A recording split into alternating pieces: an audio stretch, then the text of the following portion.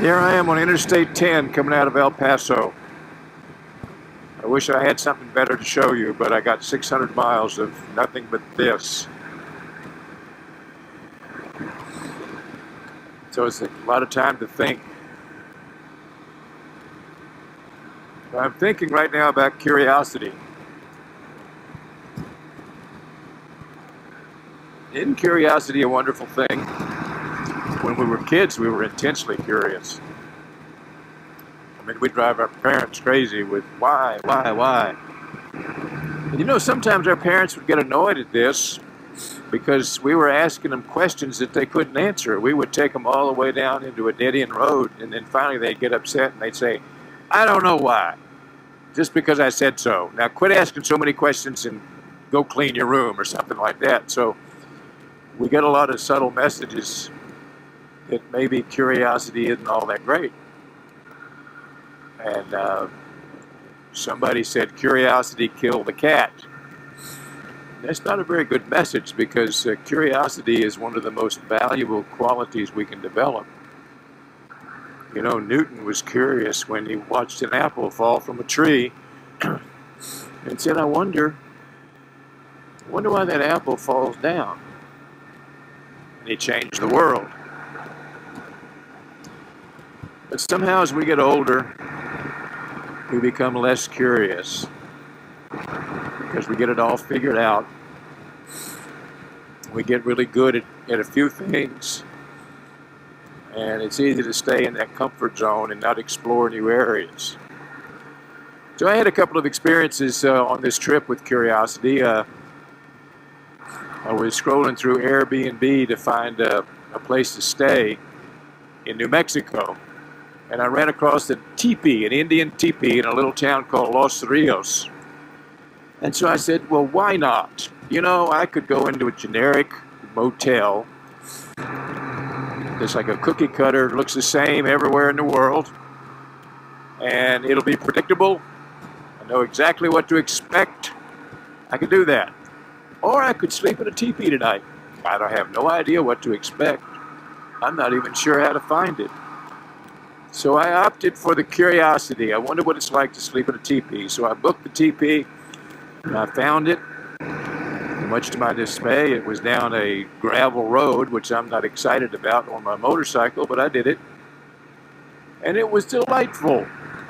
The host was wonderful. The teepee was acceptable. I mean, there was no air conditioning. There's no toilet inside the teepee. I had to walk down a little gravel path to get to the toilet, but it was okay.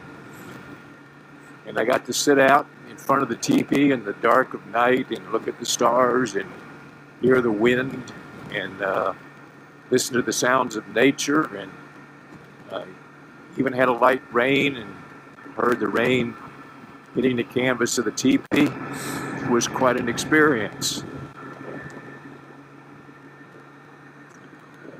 The next night I went to a place in Hatch, New Mexico. It's called St. Francis de Sales Catholic Church. It was built in 1860. It's now a private residence, but also part of the time an Airbnb. So I had booked 2 nights there because it's a very spiritual place and I just love it.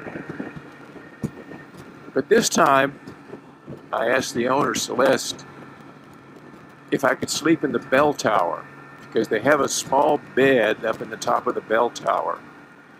And I said, I wonder what it would be like to sleep in the bell tower of an old church built in 1860. There may be ghosts. So once again, no air conditioning up there. Not even as big as some closets, barely enough big room to fit a mattress in. But I did. I slept up there.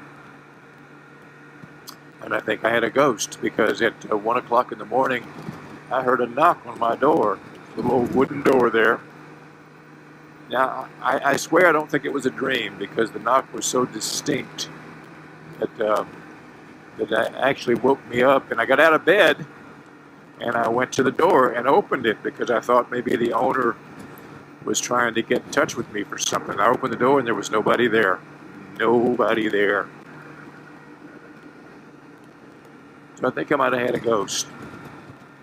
And actually there was a body buried in a grave at the foot of the steps of the bell tower.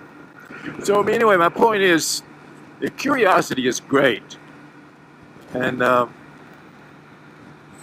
tell a lot of people about this, and you know, not enough people say, that sounds great. What was that like? Instead, they say, oh my goodness, does it have air conditioning? Where's the bathroom? How did you get up all those stairs? You know, they think of all the negative reasons. So, stay curious. Ask more wonder questions. I wonder what it would be like. So anyway, that's my little thought message as I'm riding down Interstate 10.